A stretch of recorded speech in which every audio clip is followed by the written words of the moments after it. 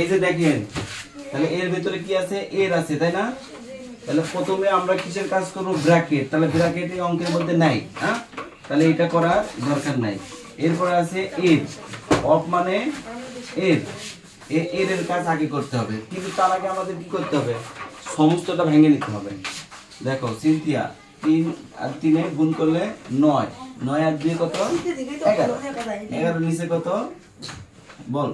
11 নিচে 3, একটু কথাবার্তা বল। আচ্ছা, 4 এর নিচে 5, এর এখানে রাখলাম।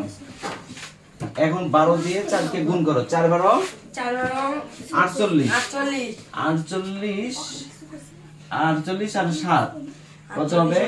5 আর থেকে 55, 55 নিচে কত হবে? 12। এখন দেখো 11 নিচে কত?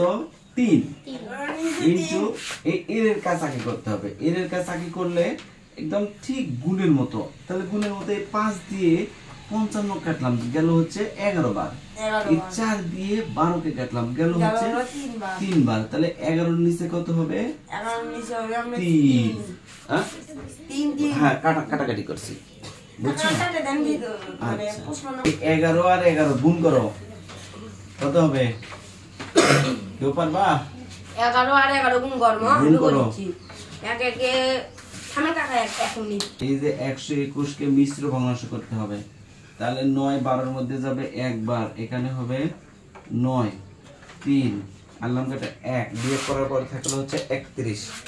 এই 31 কে আবার করতে হবে। 3 9 27,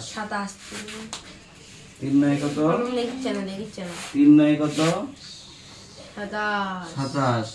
তাহলে 27 হলো, এখানে 27 লেখো।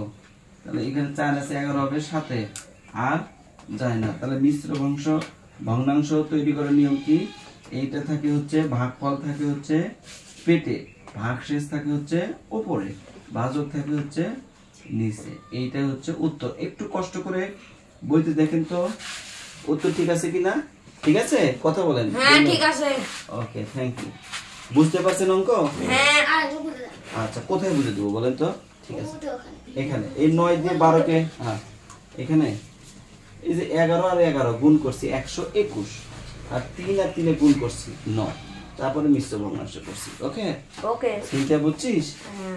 সমস্যা আছে? না। কথা বল। না। বুবা। বুঝতে পারছো? হ্যাঁ।